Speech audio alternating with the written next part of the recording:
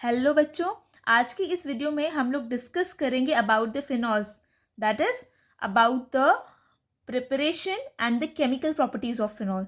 ठीक है, तो अपने एक वीडियो में मैं आप लोग को ऑलरेडी ये चीज़ बता चुकी हूँ कि आपकी जो रिएक्शंस होती हैं प्रिपरेशन एंड केमिकल प्रॉपर्टीज़ की, ये आपके कन्वर्जन्स में कितनी यूज़फुल होती हैं, है कि नहीं। तो और कन्वर्जन करने के लिए आपको रिएजेंट्स का पता होना चाहिए। तो अगर आपके प्रैक्टिस में रहेंगी प्रिपरेशन और केमिकल प्रॉपर्टीज़ वाली रिएक्शन किसी भी चैप्टर की, तो आप लोग कोई भी कन्वर्जन हो ऑर्गेनिक की उसको आप इजीली कर पाएंगे, है कि नहीं। ठीक है, तो लेट्स स्टार्ट। तो सबसे पहले हम लोग प्रिपरेशन करेंगे फिनॉल की फ्रॉम सोडियम बेंजीन सल्फोनेट। ठीक है, सोडियम बेंजीन सल्फोनेट को हम लोग बेंजीन से भी ऑब्टेन कर सकते हैं। सबसे पहले बेंजीन का सल्फोनेशन करा के आप लोग बेंजीन सल्फोनिक एसिड ऑब्टेन कीजिए एंड देन उसको NaOH से ट्रीट करके आप लोग को सोडियम बेंजीन सल्फोनेट मिल जाएगा। ठीक है, तो ये जो आपका सोडियम बेंजीन सल्फोनेट है, इसको आप वापस से अगर आप एक्सेस ऑफ सोडियम हाइड्रोक्साइड के साथ ट्रीट करेंगे तो यू विल गेट, जैसे कि हम लोग इसको ट्रीट कर देते हैं ट्वाइस ऑफ NaOH के साथ। ठीक है, हम लोग इसको फ्यूज़ कर रहे हैं, यहाँ पे हम लोग फ्यूजन कर रहे हैं इसका किसका, सोडियम बेंजीन सल्फोनेट का विद सोडियम हाइड्रोक्साइड। हम इसको फ्यूज़ करेंगे एट टेम्परेचर 573 केल्विन।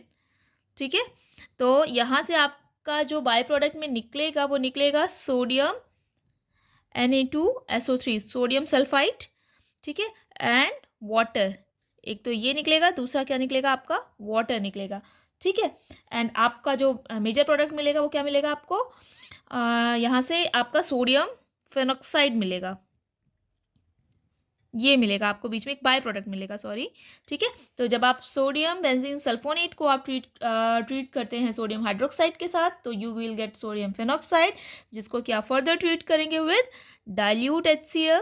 ठीक है, तो डाइल्यूट HCl के साथ जब आप इसको ट्रीट करेंगे तो you will gate phenol, and यहाँ पर आपका जो बाय प्रोडक्ट में निकलेगा वो निकलेगा HCl। ठीक है, सॉरी NaCl। ठीक, तो next is from aniline. Aniline से फिनॉल बनाने के लिए, एनिलीन इज एन एरोमेटिक अमीन। ठीक है, तो एरोमेटिक अमीन्स को, जो आपका aromatic alcohol, phenol is an aromatic alcohol, right. तो एरोमेटिक अमीन्स को एरोमेटिक अल्कोहल में चेंज करने के लिए हम लोग उसका डायजोटाइजेशन कराते हैं। तो सबसे पहले हम लोग एनिलीन का डायजोटाइजेशन कराएंगे। हम हेलो अरीन्स में ऑलरेडी पढ़ चुके हैं डायजोटाइजेशन के प्रोसेस को, है कि नहीं। ठीक है, तो यहाँ पे हम लोग जो है एनिलीन का डायजोटाइजेशन कराएंगे विद NaNO2। तो पहला स्टेप हमारा रहेगा इसका डायजोटाइजेशन का, NaNO2 प्लस HCl। और ये डायजोटाइजेशन का जो प्रोसेस होता है ये कैरी आउट होता है अबाउट 0 to 5 डिग्री सेंटीग्रेड्स, मतलब 273 to 278 कैल्विन के टेम्परेचर पे ये कैरी आउट होता है। ठीक है, एंड इससे आपको क्या मिलेगा, इससे आपको मिलेगा बेंजीन डाइजोनियम क्लोराइड।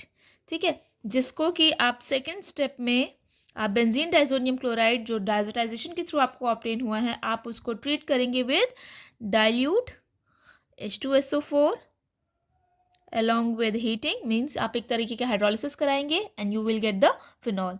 ठीक है, the next is from Grignard reagent. Grignard reagent से फिनॉल्स बनाने के लिए हम सबसे पहले ग्रिग्नार्ड रिएजेंट का ऑक्सीडेशन कराएंगे फर्स्ट स्टेप में, किसके साथ, ऑक्सीजन के साथ। ठीक है, तो ऑक्सीजन के साथ in the presence of dry ether जब हम इसका ऑक्सीडेशन कराएंगे तो we will get phenoxy magnesium bromide. ठीक है, फिनॉक्सी मैग्नीशियम ब्रोमाइड जो हमें एज इंटरमीडिएट प्रोडक्ट ऑब्टेन हुआ होगा यहाँ पे। ठीक है, उसको हम लोग जो है हाइड्रोलिसिस उसका कराएंगे एसिडिक मीडियम में, एसिडिफाइड मीडियम में। ठीक है, तो यहाँ पे हम लोग सेकेंड स्टेप में एसिडिफाइड मीडियम में हम लोग हाइड्रोलिसिस कराएंगे and we will get the phenol. ठीक है, तो फर्स्ट स्टेप में याद रखना OMgBr मिलेगा ऑक्सीडेशन के थ्रू, जो कि होगा हमारा फिनॉक्सी मैग्नीशियम ब्रोमाइड। ठीक है, now the next is from chlorobenzene. ठीक है, तो क्लोरोबेंजीन से फिनॉल ऑब्टेन करने के लिए हम लोगों ने एक प्रोसेस पढ़ा था जो आपको याद होगा हेलो अरीन्स में, douse process.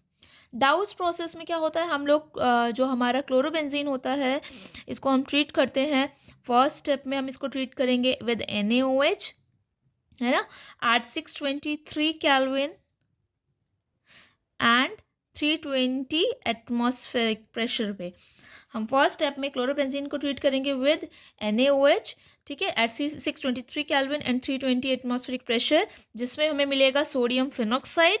And second step में इस सोडियम फिनॉक्साइड को, जैसे हमने ऊपर बताया था, सोडियम फिनॉक्साइड से फिनॉल ऑब्टेन करने के लिए क्या करते हैं, डाइल्यूट HCl से ट्रीट कर देते हैं। तो सेकेंड स्टेप में हम लोग जो सोडियम फिनॉक्साइड ऑब्टेन होगा उसको ट्रीट करेंगे डाइल्यूट HCl के साथ।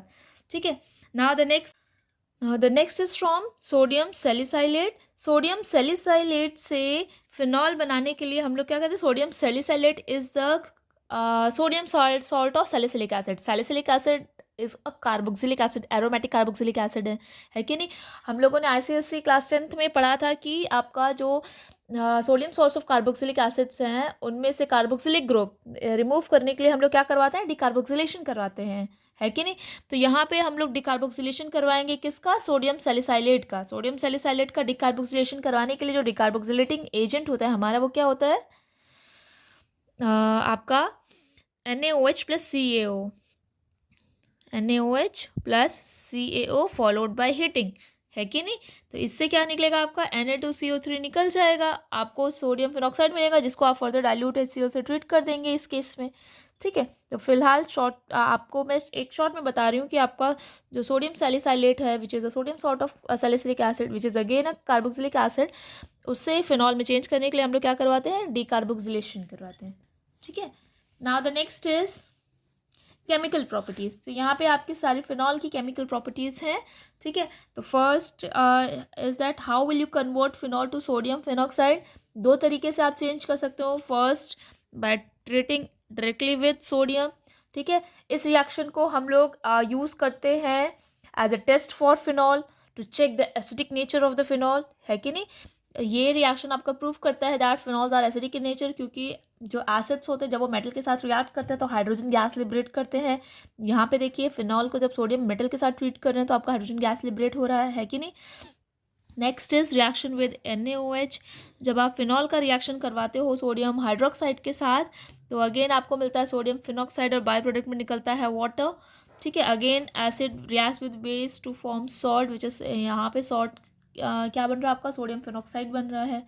ठीक है, नाउ द नेक्स्ट आप जो है फिनॉल को ट्रीट करेंगे एसाइल क्लोराइड के साथ, जिसका फॉर्मूला होता है CH। हम लोग फिनॉल को ट्रीट करते हैं with acetyl chloride, this is the formula of acetyl chloride CH3COCl।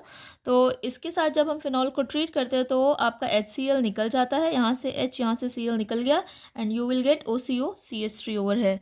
ठीक है, now the next is benzoylation. Benzoylation में हम इसको बेंजोइल क्लोराइड के साथ ट्रीट करते हैं। बेंजोइल क्लोराइड का फॉर्मूला C6H5COCl, अगेन यहाँ पे आपका HCl निकल जाएगा एंड यू विल गेट जो है आपका फिनॉल के ऊपर ऑक्सीजन एंड OCO CH3। ठीक है, तो ये H और Cl यहाँ से निकल जाएगा, बाकी सारा ग्रुप आपका एज इट इज लगा हुआ है यहाँ पे। ठीक है, और जो निकलेगा वो एज अ बाय प्रोडक्ट से निकल जाएगा। तो ये ऊपर के जितनी रिएक्शंस हैं यहाँ से लेके पूरी यहाँ तक, these all are proving the acidic nature of phenols. ठीक है, now the next is how will you get the aniline from phenol। तो एनिलीन फिनॉल से एनिलीन ऑब्टेन करने के लिए हम लोग क्या करते हैं, फिनॉल को ट्रीट करते हैं with ammonia in the presence of anhydrous ZnCl2। ठीक है, which is a very good dehydrating agent, है कि नहीं। ठीक है, एट टेम्परेचर 675 केल्विन। ठीक है, तो इससे आप क्या कर सकते हैं, फिनॉल को कन्वर्ट कर सकते हैं into aniline. The next is directly how will convert phenol to zinc dust with phenol. Now the next is how will you convert phenol to benzene. Phenol को डायरेक्टली बेंजीन में treat करने के लिए हम लोग इसको ट्रीट करते हैं जिंक डस्ट के साथ। ठीक है, तो reaction of how will you convert for the conversion of phenol into benzene, we will treat the phenol with zinc dust and it will get converted directly to the benzene. Now the next is, अब ये सारी हमारी electrophilic reactions हैं, ये नीचे की जितनी reactions हैं ये सारी हमारी क्या है, इलेक्ट्रोफिलिक सब्स्टिट्यूशन रिएक्शंस हैं। ठीक है, तो फिनॉल को अगर आप ट्रीट करते हैं ब्रोमीन वाटर के साथ, मतलब ब्रोमीन जो है आपका एक्वस में है, तो ब्रोमीन वाटर के साथ ट्रीट करेंगे तो you will get a try substituted product.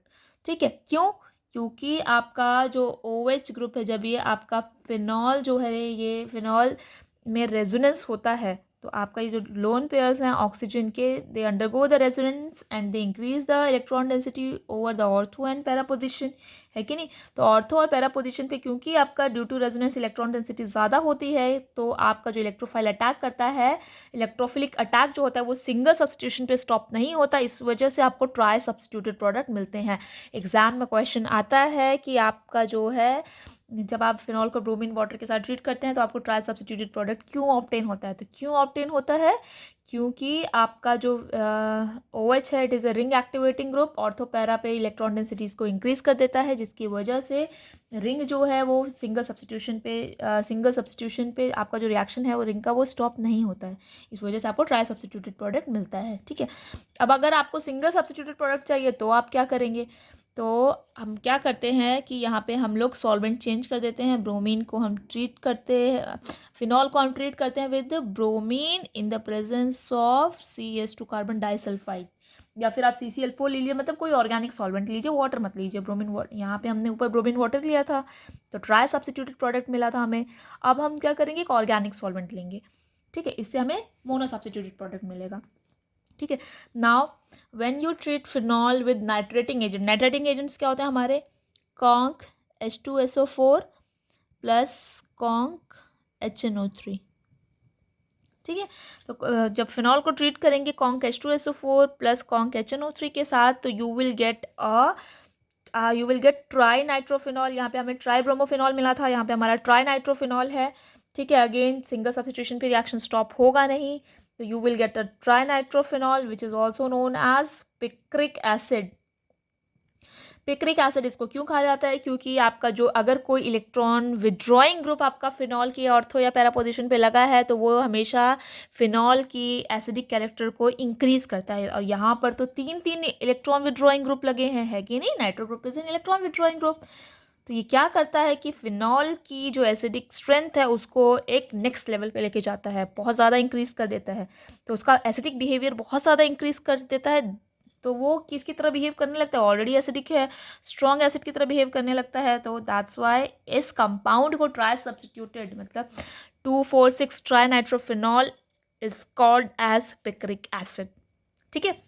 तो यहाँ पे लेकिन जो हमें पिक्रिक एसिड की ईल्ड होती है वो कम होती है, उसको एक इनडायरेक्ट मेथड है उसके थ्रू ऑब्टेन किया जाता है, ठीक है, जिसको कि मैं अपने चैनल पे एक उसका एलैबोरेटेड लेक्चर बना दूंगी आपके लिए केमिकल प्रॉपर्टीज़ का, आप उसमें देख लीजिएगा। Now the next is how will you convert phenol, मतलब यहाँ पे आपका एक रिएक्शन है, आपका फिनॉल को हम क्लोरोबेंजीन में चेंज कर रहे हैं, ठीक है। तो यहाँ पे बेटा देखिए, और क्लोरोबेंजीन कितना आपको ऑब्टेन हो रहा है, लेस देन 1%। अब होता क्या है कि कई बुक्स में they do not undergo any reaction with PCl5, phosphorus pentachloride, मतलब फॉस्फोरस के ट्राईफ्लोराइड के साथ तो रिएक्ट करता ही नहीं है, और पेंटा के साथ भी नहीं होता है, कई बुक्स में दिया रहता है ये चीज़। लेकिन आपका जो है फिनॉल वो एक्सट्रीम कंडीशंस पे आपका PCl5 के साथ रिएक्ट करता है, बट फॉस्फोरस पेंटाक्लोराइड के साथ जो प्रोडक्ट वो देता है वो बहुत कम होता है, मतलब even it is less than 1%, तो ऑलमोस्ट नेग्लिजिबल ही हो गया, हम लोग बोल सकते हैं it does not undergo any reaction with phosphorus halides, है कि नहीं। Next is how will you convert phenol into orthonitro and paranitrophenol. जैसे यहाँ पे ऊपर हमने देखा था कि अगर हम नाइट्रेटिंग एजेंट के साथ ट्रीट करें तो हमें डायरेक्टली ट्राई सब्सटीट्यूटेड प्रोडक्ट मिलता है, अगर आपको मोनो सब्सटीट्यूटेड प्रोडक्ट चाहिए तो आप इसको डायरेक्टली ट्रीट कर दीजिए विद डाइल्यूट HNO3। तो अगर आप फिनॉल को ट्रीट करते हैं विद डाइल्यूट HNO3 तो क्या होता है, यू विल गेट ऑर्थोनाइट्रोफिनॉल और पैरानाइट्रोफिनॉल, ठीक है। तो आई होप कि ये लेक्चर आपको पसंद आया होगा, ठीक है। Thank you so much.